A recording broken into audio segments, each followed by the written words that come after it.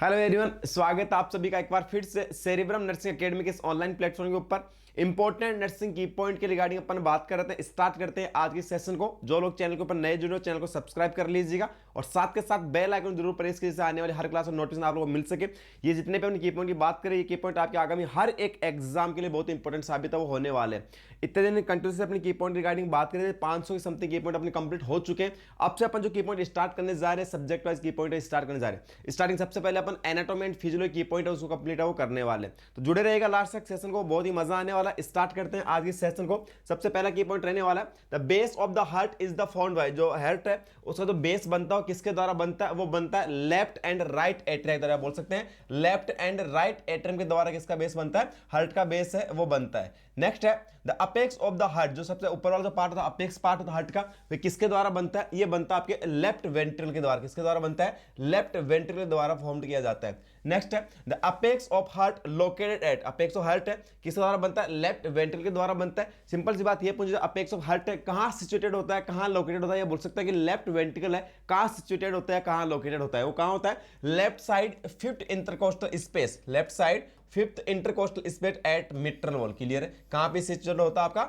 Left side fifth intercostal space at the mitral valve के पास क्या होता है आपका, ये बेस ऑफ द हार्ट क्या होता है, लोकेटेड है वो होता है। Next key point most highly phagocytic cell, most highly phagocytic cell of circulating blood. Blood के अंदर सबसे जो फेगोसाइटिक सेल होती है, सबसे ज्यादा मात्रा के अंदर जो प्रेजेंट होती है, वो कौन सी फेगोसाइटिक सेल होती है, वो होती है आपकी न्यूट्रोफिल। कौन सी सेल होती है, न्यूट्रोफिल। जो ब्लड की जो सेल होती है ये सबसे ज्यादा अमाउंट के अंदर है जो प्रेजेंट होती है, और एक किस टाइप की सेल होती है, फेगोसाइटिक सेल है वो होती है। नेक्स्ट बात करें thinnest wall of all chamber of the heart. Thinnest wall जो होती है सभी चैम्बर के अंदर, हार्ट के अंदर कौन सी होती है, वो होती है राइट एट्रियम। सभी को पता है कि अपने हार्ट के अंदर 4 चैम्बर होते हैं, 2 एट्रियम होते हैं, 2 वेंट्रिकल होते हैं। Atrium right atrium and left atrium, ventricle left ventricle and right ventricle. तो जो राइट आपका जो होता है राइट एट्रियम, इसकी वॉल हो गया सबसे थिनेस्ट वॉल है वो होती है किसकी, राइट एट्रियम की। नेक्स्ट बात करते हैं the site of lumbar puncture in adult. Adult के अंदर लंबार पंक्चर करने की जो साइट होती है वो कौन सी होती है,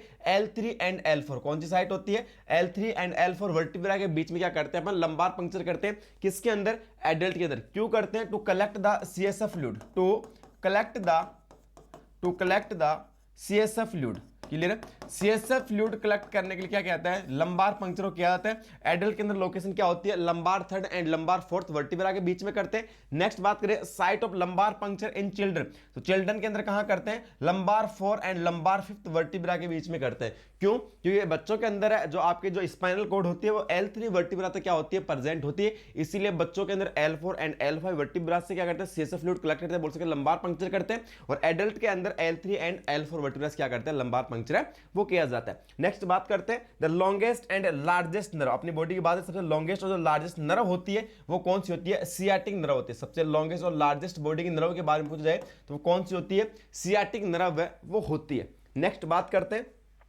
द टेलर मसल। जो टेलर मसल होती है इसको अपन और किस नाम जानते हैं, कौन सी मसल होती है, वो होती है आपकी सार्टोरियस मसल। कौन सी होती है, सार्टोरियस मसल को अपन और किस नाम जानते हैं, टेलर मसल के नाम से जानते हैं। नेक्स्ट बात करें द बॉक्सर मसल। जो बॉक्सर मसल होती है वो कौन सी होती है आपकी, वो होती है सेरेटस एंटीरियर। कौन सी होती है, सेरेटस एंटीरियर जो मसल होती है इसी को अपन क्या बोलते हैं, बॉक्सर मसल के नाम से जाना जाता है। Next key point chewing muscle. जो चीविंग मसल होती है वो कौन सी होती है, वो होती है बक्कीनेटर। कौन सी होती है, बक्कीनेटर होती है, वो कौन सी होती है आपकी चीविंग मसल होती है। नेक्स्ट बात करें smallest muscle of the human body. Human body जो सबसे स्मॉलेस्ट मसल होती है वो कौन सी होती है, वो होती है स्टेपीडियस। कौन सी होती है, अपनी बॉडी की ह्यूमन बॉडी की बात की जाए सबसे स्मॉलेस्ट मसल कौन सी होती है, स्टेपीडियस होती है। कहां प्रेजेंट होती है, ईयर के अंदर प्रेजेंट होती है। कहां प्रेजेंट होती है, ईयर के अंदर प्रेजेंट होती है। स्टेपीडियस मसल के पास बोन होते हैं, कौन सी होती है, स्टेपिस बोन होती है। स्टेपिस बोन के ऊपर क्या होता है आपकी स्टेपीडियस मसल प्रेजेंट होती है। और स्टेपिस जो बोन होती है ये ह्यूमन बॉडी की सबसे स्मॉलेस्ट बोन होती है। ह्यूमन बॉडी की सबसे स्मॉलेस्ट बोन जो होती है वो कौन सी होती है,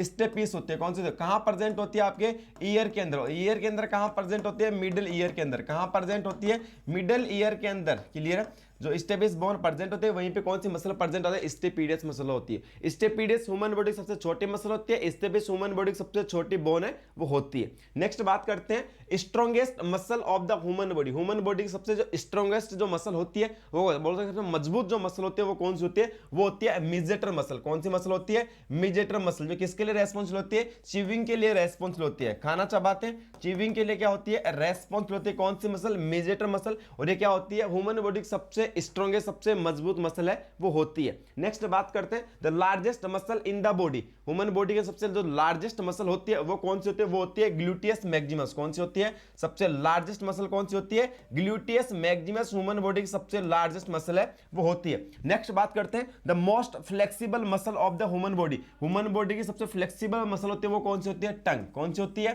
टंग। नेक्स्ट बात करते हैं नंबर ऑफ ट्रू रिप्स। जो रिप्स की बात की जा रही है, टोटल रिप्स की अगर बात करें तो 12 होती है। यहां पे बात की जा रही है ट्रू रिप्स कितनी होती है, वो होती है 7। एक से लेकर 7 रिप्स जो होती है कहते हैं ट्रू रिप्स होती है।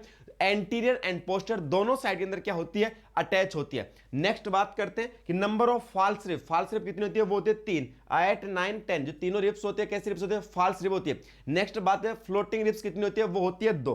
फ्लोटिंग रिप्स कितनी होती है, 2। कौन से नंबर की, 11 नंबर की और 12 नंबर जो रिप्स होती है वो कैसी होती है, फ्लोटिंग होती है। 8, 9, 10 कैसी होती है, फॉल्स होती है। जो दोनों साइड के अंदर कनेक्टेड है वो नहीं होती। ट्रू रिप्स कितनी होती है, 7 होती है। जो एंटीरियर पोस्टर दोनों साइड में क्या होती है, आपस में कनेक्टेड होती है। रिप्स पूछिए, ट्रू 7 होती है, फॉल्स 3 होती है, फ्लोटिंग 2 होती है।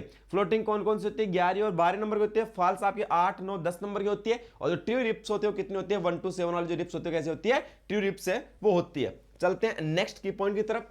Narrowest part of the fallopian tube. जो फेलोपियन ट्यूब होती है उसका सबसे जो नैरोएस्ट पार्ट होता है वो कौन सा होता है आपका, वो होता है इस्थमस। कौन सा होता है, इस्थमस होता है। वो क्या होता है, सबसे नैरोएस्ट पार्ट होता है किसका, आपका फेलोपियन ट्यूब का। नेक्स्ट बात करते हैं shortest part of the colon. Colon का जैसे बात करें अपन, असेंडिंग कोलन होता है, ट्रांसवर्स कोलन होता है, डिसेंडिंग कोलन होता है। यहां पे बात की जा रही सबसे छोटा जो पार्ट होता है कोलन का वो कौन सा होता है, वो होता है असेंडिंग कोलन। कौन सा होता है, असेंडिंग कोलन सबसे क्या होता है आपका शॉर्टेस्ट पार्ट होता है। नेक्स्ट बात करें weight of the heart. Heart का वेट है वो कितना होता है, तो बात करें यहाँ पे मेल्स के अंदर 300 से लेकर 310 ग्राम होता है। वो तो किनके अंदर होता है, मेल के अंदर होता है। और 225 से लेकर लगभग 250 ग्राम किनके अंदर होता है, फीमेल के अंदर होता है। नेक्स्ट बात करें weight of the brain. Brain का वेट कितना होता है, अराउंड 1400 ग्राम इन मेल्स, बोल सकते हैं 1300 से लेकर 1500 ग्राम। क्लियर है, 1300 से लेकर 1500 ग्राम एवरेज वाले, 1400 ग्राम मेल के अंदर होता है। और 1200 से लेकर 1400 ग्राम किनके अंदर होता है, फीमेल। अराउंड बोल सकते हैं कि लगभग 1300 ग्राम वेट होता है ब्रेन का किनके अंदर होता है, फीमेल के अंदर होता है। और लगभग 1400 ग्राम जो वेट होता है वो किनके अंदर होता है, ब्रेन का मेल के अंदर होता है। नेक्स्ट बात करें weight of the liver. Liver का जो वेट होता है वो कितना होता है, average weight is about 1500 gram. Clear है, इन द मेल, मेल के अंदर लगभग 1500 ग्राम होता है। और फीमेल के अंदर लगभग कितना, 1250 ग्राम क्या होता है, लीवर का वेट होता है। एडल्ट के अंदर, मेल के अंदर 1500 ग्राम और फीमेल्स के अंदर लगभग 1250 ग्राम किसका वेट होता है, लीवर का वेट होता है। नेक्स्ट बात करें weight of the kidney, approximate 150 gram weight किसका होता है, किडनी का होता है। Wait of the uterus, non pregnant uterus का वेट 60 ग्राम होता है। और प्रेग्नेंट एट टर्म इसका जो वेट होता है कितना होता है, 1000 ग्राम, बोल सकते हैं 1 किलोग्राम है वो वेट होता है प्रेग्नेंट यूट्रस का, प्रेग्नेंट लेडी का at the time of term. और नॉन प्रेग्नेंट यूट्रस का वेट कितना होता है, 60 ग्राम होता है। नेक्स्ट बात करें वेट ऑफ स्प्लीन। स्प्लीन का वेट किसका होता है, blood bank of the body बोला जाता है। स्प्लीन को ब्लड बैंक के नाम से भी जाना जाता है। और स्प्लीन का वेट पहुंच जाए तो अप्रोक्सीमेटली कितना होता है, 150 ग्राम। कितना होता है, 150 ग्राम में ये आपका अप्रोक्सीमेट वेट होता है किसका, स्प्लीन का। नेक्स्ट बात करें smallest part of the small intestine. Small intestine सबसे स्मॉलेस्ट पार्ट पहुंच जाए वो कौन है, ड्यूडेनम, जेजुनम, इलियम। 3 पार्ट होता है और सबसे छोटा पार्ट होता है वो कौन सा होता है आपका, ड्यूडेनम। कौन सा होता है, ड्यूडेनम स्मॉल इंटेस्टाइन का सबसे छोटा पार्ट होता है। चलते हैं नेक्स्ट आगे की पॉइंट की तरफ। ध्यान दीजिए यहाँ पे किडनी की मेजरमेंट, हार्ट की मेजरमेंट, यूट्रस की मेजरमेंट, इसके साथ ओवरी की मेजरमेंट के बारे में क्वेश्चन है, ये आपसे एग्जाम में पूछे जा सकते हैं। सबसे पहले बात करते हैं किडनी का मेजरमेंट। किडनी की जो साइज होती है वो कितनी होती है, लेंथ कितनी होती है, विड्थ कितनी होती है। नेक्स्ट बात करें यहाँ पे किडनी के जो मेजरमेंट है 11 सेंटीमीटर लॉन्ग होती है, 6 सेंटीमीटर वाइड होती है और 3 सेंटीमीटर थिक होती है। ध्यान दीजिएगा, अगर आपसे किडनी की पूछा जाए मेजरमेंट तो 11 सेंटीमीटर लॉन्ग हो गया, 6 सेंटीमीटर वाइड हो गया और 3 सेंटीमीटर थिक यहाँ पे किसका मेजरमेंट हो गया, किडनी का। अगर आपसे हार्ट का मेजरमेंट पूछा जाए तो 12 सेंटीमीटर लॉन्ग होता है, 9 सेंटीमीटर विड्थ होती है और 6 सेंटीमीटर थिक होता है। हार्ट से अगर पूछा जाए तो 12 9 6, क्लियर, 12 सेंटीमीटर लॉन्ग होता है, 9 सेंटीमीटर विड्थ होता है और 6 सेंटीमीटर थिक होता है। कौन सा, हार्ट का मेजरमेंट हो गया। नेक्स्ट बात करें यूट्रस का मेजरमेंट, अगर आपसे पूछा है 7.5 सेंटीमीटर, 5 सेंटीमीटर एंड 2.5 सेंटीमीटर, इनके अंदर पूछा है 321, क्लियर, इंच के अंदर 321, सेंटीमीटर के अंदर 7.5 सेंटीमीटर, 5 सेंटीमीटर एंड 2.5 सेंटीमीटर। वही बात की जाए ओवरीज के मेजरमेंट की तो अप्रोक्सीमेटली 2.5 से 3.5 सेंटीमीटर, 1.5 से 2.0 सेंटीमीटर या इंटू 1 सेंटीमीटर की थिकनेस है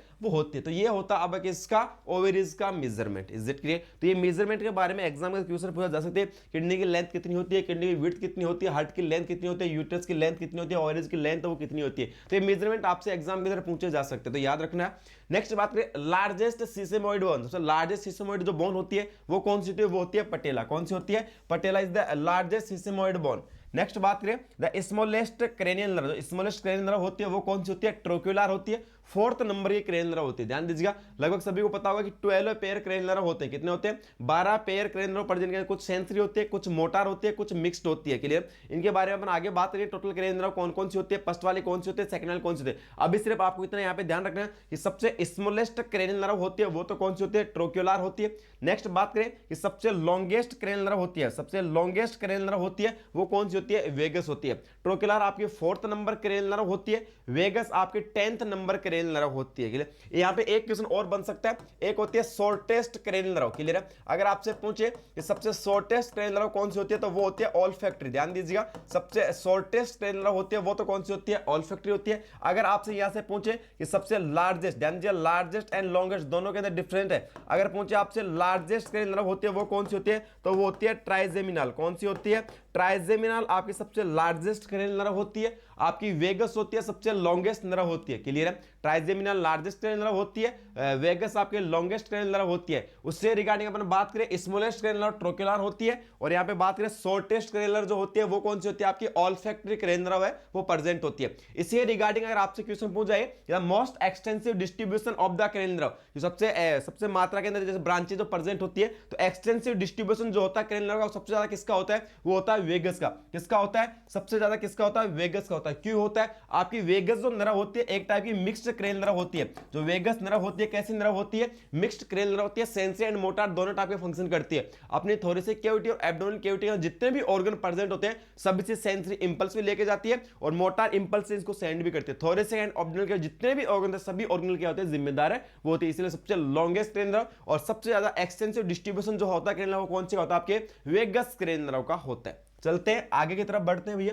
the capacity of the gall bladder, gall bladder जो कैपेसिटी होती है कितनी होती है, 30 से 40 ml। गोल ब्लेडर जो कैपेसिटी होती है कितनी होती है, लगभग 30 से 40 ml। नेक्स्ट बात करें capacity of the urinary bladder, urinary bladder capacity कितनी होती है, 250 से लेके 500 ml। ध्यान दीजिए 250 से 500 ml क्या होता है, आपके यूरिनरी ब्लेडर की कैपेसिटी होती है। नेक्स्ट बात करें the capacity of the stomach, stomach की कैपेसिटी कितनी होती है, 1.5 से 2 लीटर, 1.5 to 2.0 लीटर। किसके अंदर, एडल्ट के अंदर होती है। ध्यान दीजिएगा एडल्ट के अंदर स्टोमक की कैपेसिटी 1.5 से 2.0 के लिए 1.5 से 2 लीटर होती है। न्यू बोर्न के अंदर 30 से 60 ml। ध्यान दीजिएगा 30 to 60 ml जो कैपेसिटी होती है स्टोमक की किसके अंदर होती है, न्यूबॉर्न के अंदर होती है। और 1.5 से 2 लीटर जो कैपेसिटी होती है किसके अंदर होती है, एक एडल्ट पर्सन के अंदर होती है। नेक्स्ट बात करें the length of the small intestine, small intestine की लेंथ कितनी होती है, 5 से 6 मीटर। नेक्स्ट बात करें लेंथ ऑफ द ड्यूडेनम कितनी होती है, 25 सेंटीमीटर। स्मॉल इंटेस्टाइन की लेंथ पूछे 5 से 6 मीटर।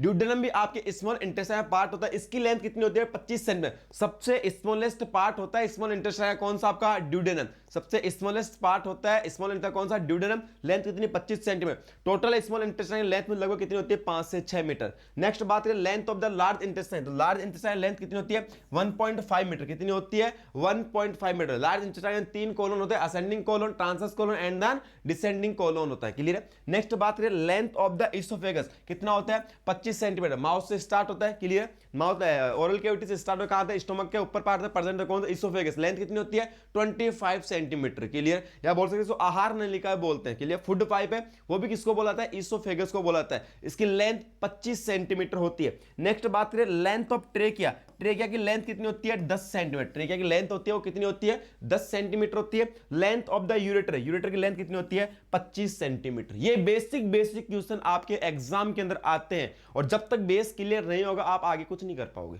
क्लियर, तो ये हर एक की पॉइंट आपके लिए इंपॉर्टेंट है। ये बेसिक डाटा आपको पता होना चाहिए। Basic anatomy and physiology human body हर एक पार्ट की आपको पता होनी चाहिए। हर एक की पॉइंट इंपॉर्टेंट है एग्जाम के पॉइंट से, आपके बेस को क्लियर करने के लिए। क्लियर, सभी की पॉइंट को राइट डाउन करना, लिखना है, रिवीजन के अंदर बहुत ज्यादा हेल्पफुल है वो आपको होने वाले। नेक्स्ट बात करते हैं, ये सारे के सारे अपने लेंथ बता दिए पार्ट्स की। स्मॉल स्टोमक का है वो बात कैपेसिटी बता दी है, स्मॉल लेंथ हो गई, ड्यूडेनम की हो गई, large oesophagus, trachea and the ureter. चलते हैं आगे की तरफ बढ़ते हैं। Length of male urethra, male urethra की जो लेंथ होती है वो कितनी होती है 20 सेंटीमीटर। मेल यूरिथ्रा की लेंथ मुझे जा रही कितनी है 20 centimetre. Length of female urethra कितनी होती है 4 centimetre. Male urethra 20 centimetre, female urethra 4 centimetre. Clear. Next बात करें लेंथ ऑफ वास्ट डिफरेंस कितनी होती है 45 सेंटीमीटर। कितनी होती है 45 सेंटीमीटर लेंथ की इसकी वास्ट डिफरेंस रखती है। नेक्स्ट बात करें लॉन्गेस्ट एंड स्ट्रॉन्गेस्ट बोन, सबसे अपनी ह्यूमन बॉडी की सबसे लॉन्गेस्ट और सबसे स्ट्रॉन्गेस्ट जो बोन होती है वो कौन सी होती है फीमर। कौन सी होती है फीमर बोन होती है। नेक्स्ट स्मॉलेस्ट बोन होती है वो कौन सी होती है stapes. Smallest bone of the human body stapes कहां प्रेजेंट होती है कि सर मिडल ईयर के अंदर प्रेजेंट होती है। क्या प्रेजेंट होती है मिडल ईयर के अंदर। 3 बोन प्रेजेंट होती है malleus, incus, stapes. Malleus, incus, stapes तीनों बोन मिडल ईयर के अंदर प्रेजेंट होते हैं। सबसे स्मॉलेस्ट बोन कौन सी होती है आपकी स्टेपिस, किसकी ह्यूमन बॉडी। और यहीं पे मसल प्रेजेंट होते हैं स्टेपिडेस, जो ह्यूमन बॉडी सबसे स्मॉलेस्ट मसल है वो होती है। नेक्स्ट बात करें life span of the RBC, RBC का लाइफ स्पान वो कितना होता है 120 days in the adult and 80 days in the newborn. ध्यान दीजिएगा यहाँ पे आरबीसी के लाइफ स्पान की बात की जा रही है। एडल्ट के अंदर आरबीसी का लाइफ स्पान 120 डेज होता है और न्यूबॉर्न के अंदर आरबीसी का लाइफ स्पान कितना होता है 80 दिनों का होता है। नेक्स्ट बात करें universal donor blood group. Universal donor होता है वो कौन सा होता है आपका ओ नेगेटिव। यूनिवर्सल डोनर कौन सा होता है ओ नेगेटिव। और यूनिवर्सल रिसिपिएंट कौन सा होता है ब्लड ग्रुप आपका A B positive. O negative blood group वाले यूनिवर्सल डोनर होते हैं, A B positive blood group वाले यूनिवर्सल रिसिपिएंट होते हैं। नेक्स्ट बात करें largest part of the brain, brain का सबसे लार्जेस्ट पार्ट होता है वो कौन सा होता है सेरिब्रम। ध्यान दीजिएगा सेरिब्रम में अपने ब्रेन का सबसे लार्जेस्ट पार्ट है ये होता है। नेक्स्ट बात करें total number of ribs, total number कितने रिब्स के 12 पेयर। ध्यान दीजिए 12 पेयर होते हैं। कितने होते हैं 12 पेयर होते हैं। Next total number of intercostal muscle, total number of intercostal muscle 11 pair. अगर आपसे रिब्स के बारे में पूछे तो टोटल नंबर ऑफ रिब्स तो 12 पेयर। इनके अंदर आपने ट्रू रिब्स पूछे तो 1 to 7 होती है, 7 होती है। नेक्स्ट बात करें फॉल्स में 3 होती है 8, 9, 10 और अगर फ्लोटेबल पूछ जाए तो 2 होती है 11 और 12 नंबर की रिब्स होती है। क्लियर है। वो फ्लोटिंग रिब्स होती है 8, 9, 10 फॉल्स रिब होती है और 1 to 7 ट्रू रिब्स होते हैं। Total number 12 pair. Intercostal muscle के टोटल नंबर पूछे कितने होती है 11 पेयर। कितने होते हैं 11 पेयर। चलते हैं नेक्स्ट आगे तरफ बढ़ते हुए the largest gland of the body, human body की सबसे जो लार्जेस्ट ग्लैंड होती है वो कौन सी होती है लीवर। ह्यूमन बॉडी की सबसे जो लार्जेस्ट ग्लैंड होती है वो कौन सी होती है लीवर होती है। नेक्स्ट बात करें टाइडल वॉल्यूम कितना होता है 500 ml। टाइडल वॉल्यूम पूछ जाए वो कितना होगा 500 ml। लेकिन एडल्ट के अंदर ध्यान दीजिए किनके अंदर एडल्ट के अंदर tidal volume 500 ml। Human body की लार्जेस्ट ग्लैंड होती है वो कौन सी होती है लीवर। नेक्स्ट बात करें टोटल बॉडी वाटर, ध्यान दीजिए 60% वेट है बॉडी के अंदर वाटर के द्वारा मेंटेन होता है। 60% of total body weight clear है वाटर प्रेजेंट है होता है बॉडी के अंदर। नेक्स्ट बात करें एक्स्ट्रा सेलुलर फ्लूइड है वो कितना प्रेजेंट होता है 22%। इसके साथ साथ 8% क्या होगा interstitial fluid, blood, CSF etcetera. Is that clear. बोल सकते हैं कि 30% ऑफ बॉडी वेट है वो किसके द्वारा होता है एक्स्ट्रा सेलुलर फ्लूइड के द्वारा होता है। नेक्स्ट बात करें intra cellular fluid 70% of body weight के लिए आप बोल सकते हैं intra cellular fluid 70% body weight है वो इंट्रा सेलुलर फ्लूइड के द्वारा मेंटेन होता है और 30% वेट है वो किसका है अपन एंड करेंगे आपका एक्स्ट्रा सेलुलर फ्लूइड का। Is that clear. 70 इंट्रा और 30 आपका एक्स्ट्रा सेलुलर फ्लूइड। नेक्स्ट बात करें पीएच ऑफ द ब्लड, सभी को पता है 7.35 से लेके 7.45 है is normal the pH of the blood. Next बात करें amount of blood 7 to 9% of total body weight. Amount of blood की बात की जाए तो 7 to 9% होता है टोटल बॉडी वेट या बोल सकते हैं 5 to 6 लीटर है। ये क्या होता है ब्लड एक नॉर्मल ह्यूमन बॉडी के अंदर प्रेजेंट होता है। नेक्स्ट बात करें लार्जेस्ट कैविटी, ह्यूमन बॉडी सबसे लार्जेस्ट कैविटी कौन सी होती है वो होती है एब्डोमिनल कैविटी। कौन सी होती है एब्डोमिनल कैविटी होती है सबसे लार्जेस्ट कैविटी होती है। एब्डोमिनल कैविटी सबसे लार्जेस्ट कैविटी होती है। नेक्स्ट बात करें लार्जेस्ट ब्लड सेल, यहाँ पे बात की जा रही है सबसे लार्जेस्ट ब्लड सेल होती है वो कौन सी होती है तो लार्जेस्ट ब्लड सेल जो होती है वो कौन सी होती है ल्यूकोसाइट। के लिए यहाँ पे ये नहीं पूछा गया कि ह्यूमन बॉडी की लार्जेस्ट सेल कौन सी होती है, यहाँ पे पूछा गया कि लार्जेस्ट ब्लड सेल कौन सी होती है वो होती है ल्यूकोसाइट। अगर आपसे यहाँ पे पूछा जाए ध्यान दीजिए 2-4 क्वेश्चन बता देता हूँ। ह्यूमन बॉडी की अगर बात की जाए कि मेल के अंदर सबसे लार्जेस्ट सेल होती है वो कौन सी होती है तो वो होती है न्यूरॉन। कौन सी होती है न्यूरॉन। स्मॉलेस्ट सेल कौन सी होता है स्पर्म। क्लियर है। लार्जेस्ट सेल कौन सी होती है न्यूरॉन होती है। स्मॉलेस्ट सेल कौन सी होती है स्पर्म। किसके अंदर मेल के अंदर। वही बात अगर फीमेल की जाए तो सबसे लार्जेस्ट जो होती है वो तो कौन सी होती है ओम।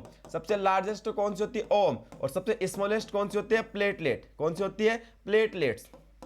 और प्लेटलेट्स क्या होती है आपकी, ब्लड सेल होती है। प्लेटलेट क्या होती है, ब्लड सेल होती है। और सबसे लार्जेस्ट ब्लड सेल पूछा जाए तो वो कौन सी होती है, ल्यूकोसाइट सबसे लार्जेस्ट ब्लड सेल होती है। चलते हैं आगे की तरफ बढ़ते हैं। Total number of blood clotting factor, जो ब्लड क्लोटिंग फैक्टर होते हैं, टोटल नंबर होते हैं कितने होते हैं, 13। कितने होते हैं, 13 क्लोटिंग फैक्टर है। विटामिन के द्वारा कौन से क्लोटिंग फैक्टर एक्टिवेट होते हैं, 2 number, 7 number, 9 number, 10 number, 2, 7, 9, 10 number clotting factor होते हैं, विटामिन के द्वारा एक्टिवेट किए जाते हैं। Total number of clotting factor अगर आपसे पूछे वो कितने होते हैं, 13। नेक्स्ट बात करते हैं total number of platelet. Clear है, प्लेटलेट्स की अगर नॉर्मल वैल्यू पूछे कितनी होती है, 1.5 से 4.5 लाख पर mm ऑफ क्यूब। ये क्या आता है, नॉर्मल रेंज होती है किसकी, प्लेटलेट्स की। नेक्स्ट पूछा जाएगा कोई टोटल नंबर ऑफ आरबीसी, या बोलते हैं normal range of the RBC 4.5 to 6.5 million per mm of cube है। ये नॉर्मल रेंज होती है किसकी, आपकी रेड ब्लड सेल की, आरबीसी की। Total number of WBC, white blood cell. Clear है, आरबीसी रेड ब्लड सेल होगी, WBC white blood cell,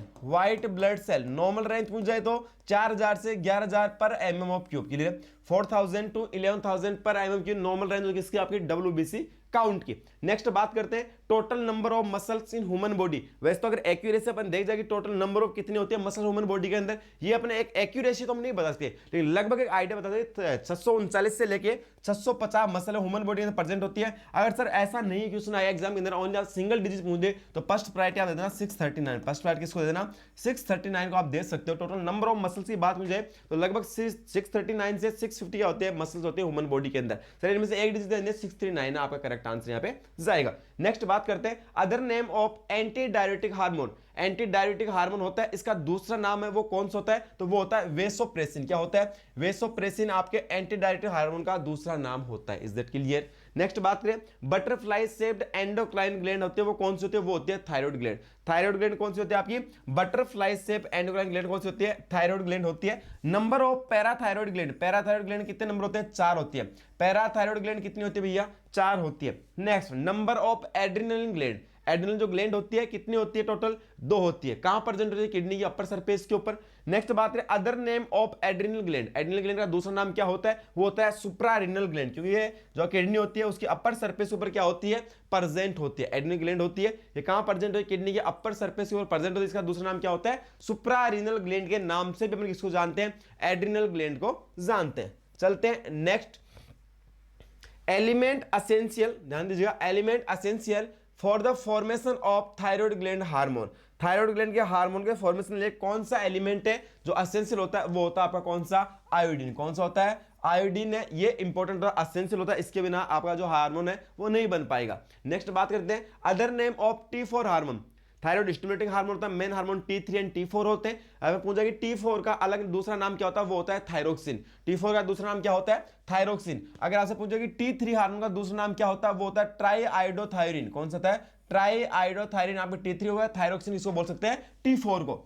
man glucocorticoid hormone, man glucocorticoid hormone जो होता है वो कौन सा होता है, कोर्टिसोल। क्लियर है, जब आपका ग्लूकोकोर्टिकोइड हार्मोन हो गया, मिनरलोकोर्टिकोइड हार्मोन हो गया, ये आपके एड्रिनल ग्लैंड के द्वारा सीक्रेट है, वो किए जाते हैं। क्लियर है, तो यहाँ पे आपसे पूछा गया है कि जो आपका जो ग्लूकोकोर्टिकोइड हार्मोन होता है, इसके अंदर जो मेन हार्मोन होता है वो कौन सा होता है, वो होता है आपका कोर्टिसोल हार्मोन। नेक्स्ट बात करें मेन मिनरलोकोर्टिकोइड हार्मोन, तो ये कौन सा होता है, ये होता है आपका एल्डोस्टेरोन। कौन सा होता है, एल्डोस्टेरोन। नेक्स्ट बात करें other name of epinephrine. Epinephrine का दूसरा नाम क्या होता है, तो एड्रिनलिन को अपन और किस नाम से जानते हैं, एपिनेफ्रिन के नाम से जानते हैं। एड्रिनलिन को अपन और किस नाम से जानते हैं, एपिनेफ्रिन के नाम से जाना जाता है। नेक्स्ट बात करें other name of nor epinephrine. Nor epinephrine को अपन और किस नाम से जानते हैं, तो नॉर एड्रिनलिन के नाम से अपन किसे जानते हैं, नॉर एपिनेफ्रिन को जानते हैं। ध्यान दीजिएगा, ये आपका एड्रेनलिन और जो नॉर एडीआर होता है ये आपके नर्वस सिस्टम से कनेक्टेड होते हैं। एड्रेनल ग्लैंड के अंदर के वहां से क्या होता है, आपके सीक्रेट होते हैं, बट ये डायरेक्टली किससे कनेक्ट होते हैं, आपके नर्वस सिस्टम से कनेक्टेड होते हैं। इनके बारे में आगे बात करेंगे कि एडीआर और नॉन एडीआर की क्या क्या इंपॉर्टेंस होती है बॉडी के अंदर। आगे की पॉइंट के अंदर इनके बारे में बात करेंगे अपन। The gland responsible for fight flight and fight response. ध्यान दीजिए, फाइट और फ्लाइट रेस्पॉन्स के लिए जो कौन सी ग्लैंड रेस्पॉन्सिबल होती है, वो आती है आपकी एड्रेनल ग्लैंड। कौन सी ग्लैंड होती है, एड्रेनल ग्लैंड। आपकी फाइट और फ्लाइट के लिए क्या होती है, रेस्पॉन्स, क्योंकि आपका जो एड्रिनल ग्लैंड होती है इसमें से क्या होते हैं आपके एडीआर और नॉर एडीआर का क्या होता है सीक्रेशन होता है। एडीआर नॉर एडीआर का सीक्रेशन किसके द्वारा होता है आपके एड्रिनल ग्लैंड के द्वारा होता है। इसलिए जो फाइट और फ्लाइट रेस्पॉन्स के लिए जिम्मेदार होती है ये कौन सी ग्लैंड होती है आपकी एड्रिनल ग्लैंड होती है। यहीं पे पूछा जाए कि कौन सा बॉडी के अंदर नर्वस सिस्टम के अंदर कौन सा पार्ट होता है जो आपके फाइट और फ्लाइट रेस्पॉन्स के लिए जिम्मेदार होता है, तो सिंपैथेटिक नर्वस सिस्टम जो होता है, ध्यान दीजिएगा सिंपैथेटिक जो नर्वस सिस्टम होता है ये sympathetic nervous system fight and flight response के लिए जिम्मेदार होता है। सिंपैथेटिक नर्वस सिस्टम फाइट और फ्लाइट रेस्पॉन्स के लिए जिम्मेदार होता है। फाइट एंड फ्लाइट रेस्पॉन्स के लिए जिम्मेदार होता है कौन सा आपका सिंपैथेटिक नर्वस सिस्टम। आपके पैरासिम्पैथेटिक नर्वस सिस्टम में दो पार्ट होते हैं, सिंपैथेटिक नर्वस सिस्टम और दूसरा होता है पैरासिम्पैथेटिक नर्वस सिस्टम। क्लियर है, सिंपैथेटिक और पैरासिम्पैथेटिक ऑटोनॉमिक नर्वस सिस्टम के पार्ट होते हैं। ध्यान दीजिए ऑटोनॉमिक नर्वस सिस्टम के पार्ट होते हैं सिंपैथेटिक और पैरासिम्पैथेटिक। पैरासिम्पैथेटिक होता है रेस्टलेस कंडीशन के दौरान एक्टिवेट होता है और फाइट और फ्लाइट कंडीशन के दौरान कौन सा होता है आपका सिंपैथेटिक नर्वस सिस्टम क्या होता है एक्टिवेट है वो होता है। ग्लैंड के बारे में पूछा है कौन सी ग्लैंड रेस्पॉन्सिबल होती है, तो वो होती है आपकी एड्रिनल ग्लैंड या बोल सकते हैं सुप्राएड्रिनल ग्लैंड है। ये फाइट और फ्लाइट रेस्पॉन्स के लिए क्या होती है जिम्मेदार होती है। चलते हैं आगे की तरफ, ध्यान दीजिएगा the both endocrine and exocrine gland of the body. Human body के अंदर कुछ ग्लैंड एंडोक्राइन होती है, कुछ ग्लैंड क्या होती है एक्सोक्राइन होती है। डिफरेंस बिल्कुल सिंपल सा होता है। एंडोक्राइन ग्लैंड होती है ये डक्टलेस ग्लैंड होती है और जो एक्सोक्राइन ग्लैंड होती है इनके अंदर डक्ट प्रेजेंट होती है। क्लियर है, ऐसी कौन से ग्लैंड है जो एंडोक्राइन ग्लैंड भी होती है और एक्सोक्राइन ग्लैंड भी, तो कौन सी होती है आपकी पैनक्रियाज ग्लैंड। क्लियर है, कौन सी होती है आपकी पैनक्रियाज जो होती है ये आपकी एंडोक्राइन और एक्सोक्राइन दोनों तरह की क्या होती है ग्लैंड होती है। डक्टलेस भी होती है, डक्ट भी प्रेजेंट होती है। नेक्स्ट बात रहे, ध्यान दीजिए पैनक्रियाटिक कैंसर अगर हो रहा है सबसे पुअर प्रोग्नोसिस होता है,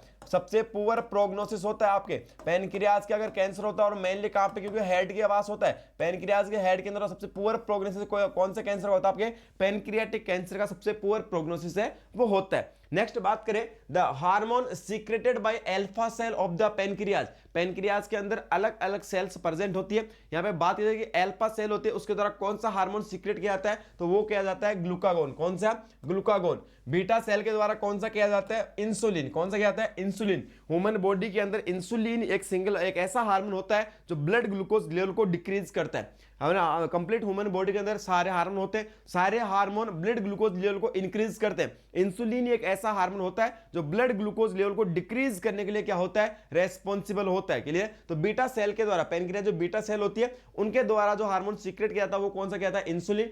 डेल्टा सेल के द्वारा किया था वो कौन सा किया था सोमेटोस्टेटिन। कौन सा सोमेटोस्टेटिन हार्मोन आपके डेल्टा सेल ऑफ पैनक्रियाज द्वारा सीक्रेट किया जाता है। Conversion of glucose to glycogen. Clear, glucose को ग्लाइकोजन में कन्वर्ट होने की विधि क्या बोलते हैं ग्लूकोजेनेसिस प्रोसेस को क्या बोलते हैं ग्लूकोजेनेसिस बोलते हैं। ग्लूकोजेनेसिस का मतलब क्या होता है conversion of glucose into the glycogen. Next बात करें नॉर्मल रेस्पिरेशन कितना लगभग बोल सकते हैं 12 से 20 ब्रीथ पर मिनट बोल सकते हैं 16 से 20 ब्रीथ पर मिनट नॉर्मल एडल्ट के अंदर क्या होता है नॉर्मल रेस्पिरेशन होता है। नेक्स्ट बात करें amount of intestinal juice secreted पर, लगभग 1 से 2 लीटर क्या होता है इंटेस्टाइनल जूस का सीक्रेशन पर डे होता है। नेक्स्ट बात करें amount of gastric juice secreted per day, बोल सकते लगभग 2500 से लेकर 3000, बोल सकते 2000 से लेकर 3000 ml, बल्कि 2000 से 3000 ml पर डे क्या होता है आपका गैस्ट्रिक जूस का सीक्रेशन है वो होता है। नेक्स्ट बात करें amount of bile secreted per day कितना बाइल है वो सीक्रेट होता है लगभग 700 से 800 ml है ये पर डे बाइल है वो सीक्रेट होता है।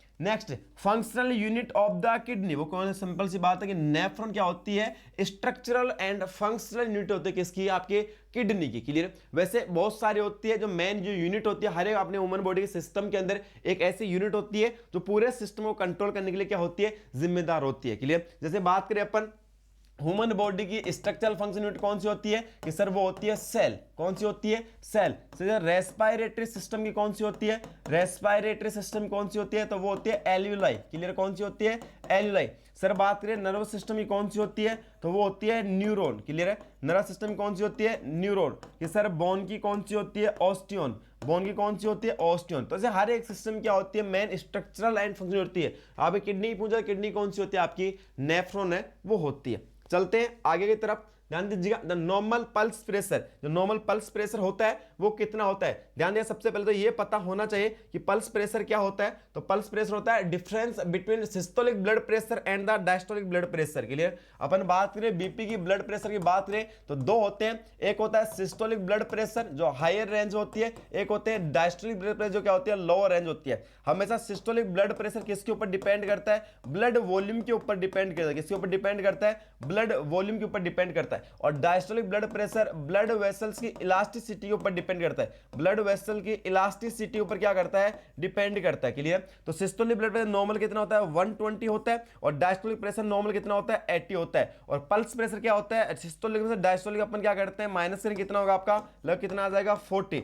तो आपका नॉर्मल पल्स प्रेशर वो कितना होता है 40, नॉर्मल पल्स प्रेशर कितना होता है 40 mAs। सिस्टोलिक में से जो माइनस क्या करने वाले, डायस्टोलिक माइनस करने वाले, तो 120 80 निकाले कितना 40 आपका नॉर्मल पल्स प्रेशर होता है। नेक्स्ट बात करें तो नेजल कैविटी होती है, इसके अंदर कौन से टिश्यू प्रेजेंट होता है, तो chelated columnar epithelium. Nasal cavity के अंदर सिलेटेड कोलुमनार एपिथेलियम टिश्यू है, ये प्रेजेंट होता है। यूरिनरी ब्लैडर के अंदर ट्रांजिशनल एपिथेलियम, यूरिनरी ब्लैडर के अंदर कौन सा होता है, ट्रांजिशनल एपिथेलियम। नेक्स्ट बात करें location of the primary motor area, जो प्राइमरी मोटार एरिया है ब्रेन के अंदर प्रेजेंट है, सेरिब्रम का पार्ट होता है। सेरिब्रम के अंदर 4 अलग अलग लोब होते हैं। क्लियर है। फ्रंटल लोब हो गया, पैराइटल लोब हो गया, टेम्पोरल लोब हो गया, ऑसिपिटल लोब हो गया। ये सेरिब्रम के अंदर 4 लोब प्रेजेंट होते हैं, और इन चारों लोब के अंदर अलग अलग एरिया क्या होता है प्रेजेंट होते हैं, जो ह्यूमन बॉडी के अंदर बोल सकते हैं मेनली अपन जो सेंस ऑर्गन होते हैं उनको कंट्रोल करने के लिए क्या होते हैं, जिम्मेदार होते हैं। जैसे कि बात करें जो प्राइमरी मोटार एरिया होता है ये कहां प्रेजेंट होता है, फ्रंटल लोब के अंदर प्रेजेंट होता है। क्या होता है, कहां प्रेजेंट होता है, फ्रंटल लोब के अंदर प्रेजेंट होता है। क्या काम करता है, वॉलंटरी मसल को क्या करता है, एक्टिविटी करवाने के लिए क्या होता है, जिम्मेदार। बोलते हैं वॉलंटरी मसल्स को कंट्रोल करने के लिए होता है जिम्मेदार। कौन, आपका प्राइमरी मोटार एरिया। कहां प्रेजेंट होता है, सेरिब्रम के फ्रंटल लोब के अंदर प्रेजेंट होता है। नेक्स्ट बात करें location of the auditory area. Clear है। ये कहां प्रेजेंट होता है, टेम्पोरल लोब के अंदर प्रेजेंट होता है। कौन सा ऑडिटरी एरिया है, ये कहां प्रेजेंट आपके टेम्पोरल लोब के अंदर प्रेजेंट होता है, जो ईयर के लिए क्या होता है, जिम्मेदार होता है। क्लियर है। सुनने के लिए जिम्मेदार कौन सा एरिया, आपका ऑडिटरी एरिया। कहां प्रेजेंट है, ब्रेन के सेरिब्रम के टेम्पोरल लोब के अंदर प्रेजेंट होता है। नेक्स्ट बात करें location of the olfactory area, nose के लिए काम करता है, स्मेल के सेंसेशन रिसीव करता है। ऑल्फैक्टरी एरिया कहां प्रेजेंट होता है, ये भी आपके टेम्पोरल लोब के अंदर प्रेजेंट है, वो होता है। नेक्स्ट बात करें location of visual area, vision के लिए जिम्मेदार होता है, आई सेंस ऑर्गन के लिए काम करता है। तो विजुअल एरिया ब्रेन के कहां प्रेजेंट होता है, ओसिपिटल लोब के अंदर प्रेजेंट। कहां प्रेजेंट होता है, ओसिपिटल लोब के अंदर प्रेजेंट है, वो होता है। नेक्स्ट बात करें लोकेशन ऑफ एपेटाइट सेंटर, जो भूख का सेंटर होता है वो कहां होता है, हाइपोथैलेमस में। बोल सकते हैं फीडिंग सेंटर होता है। इसके अंदर 2 सेंटर होते हैं, एक सटाइटिस सेंटर और एक होता है appetite centre. Satiety centre, appetite centre, दोनों सेंटर कहां प्रेजेंट होते हैं, हाइपोथैलेमस के अंदर प्रेजेंट होते हैं। इसके अलावा बात करें एक होता है सोमेटो सेंसरी एरिया, एक होता है सोमेटो सेंसरी एरिया, ये भी नोट डाउन कर लेना। एक होता है सोमेटो सेंसरी एरिया, एक होता है गस्टेटरी एरिया, एक होता है gustatory area. Somato sensory area आपकी स्किन के लिए काम करता है, गस्टेटरी एरिया आपके टंग के लिए काम करता है। क्लियर है। और आपका जो सोमेटो सेंसरी एरिया और जो गस्टेटरी एरिया दोनों के दोनों ब्रेन के पास कहां प्रेजेंट होते हैं, पैराइटल लोब के अंदर प्रेजेंट होते हैं। कहां प्रेजेंट होते हैं, सेरिब्रम के पैराइटल लोब के अंदर प्रेजेंट होते हैं। सोमेटो सेंसरी एरिया जो टच टेम्परेचर के सेंसर रिसीव करता है, गस्टेटरी एरिया जो आपके टंग से सेंसर रिसीव हो रहे कहां जा रहे हैं, गस्टेटरी एरिया के अंदर जा रहे हैं। ये दोनों एरिया कहां प्रेजेंट है, पैराइटल लोब के अंदर क्या होते हैं, प्रेजेंट होते हैं। ऑल्फैक्टरी हो गया, ऑडिटरी एरिया दोनों कहां, टेम्पोरल लोब के अंदर। विजुअल एरिया कहां प्रेजेंट होता है, ओसिपिटल लोब के अंदर प्रेजेंट है, वो होता है। और आपका जो एपेटाइट सेंटर है कहां प्रेजेंट होते हैं, हाइपोथैलेमस के अंदर प्रेजेंट है, ये होते हैं। तो 501 से स्टार्ट किए थे, 600 तक पहुंच गए। लगभग 100 की पॉइंट है इस आज के सेशन के अंदर अपन ने देखे। क्लियर। डेली अपन 100 की पॉइंट अपन स्टार्ट कर चुके, धीरे धीरे इनकी जो रेंज है ये अपन बढ़ाने वाले। ये हर एक की पॉइंट आपको लगभग 10,000 की पॉइंट हमने तैयार कर रखे हैं। डेली का आपको क्लास है इसकी मिल जाएगी। अपन एनाटॉमी एंड फिजियोलॉजी स्टार्ट कर रहे हैं, पहले अपन मिक्स कर रहे थे, अब एक सब्जेक्ट वाइज अपन स्टार्ट कर, पहले एनाटॉमी एंड फिजियोलॉजी, फिर MSN, paediatric, psychiatric, community health, nursing, ओबीजी, सबके की पॉइंट मैं आप लोगों को करवाने वाला हूं। क्लियर है। तो जुड़े रहेगा, क्लास को देखिएगा। सेशन आपको अच्छा लगा हो, क्लास अच्छी लगी हो, कमेंट सेक्शन में कमेंट जरूर कीजिएगा। चैनल जिन्होंने सब्सक्राइब नहीं किया हो चैनल को सब्सक्राइब कीजिएगा। जिन्होंने अभी तक चैनल को शेयर नहीं किया अपने दोस्तों के अंदर, चैनल को जरूर शेयर कीजिए। सभी को इन क्लासेस का बेनिफिट है वो मिलना चाहिए। मिलते हैं आगे के सेशन के अंदर आगे कंटेंट को लेकर, तब तक के लिए आप सभी लोगों को धन्यवाद।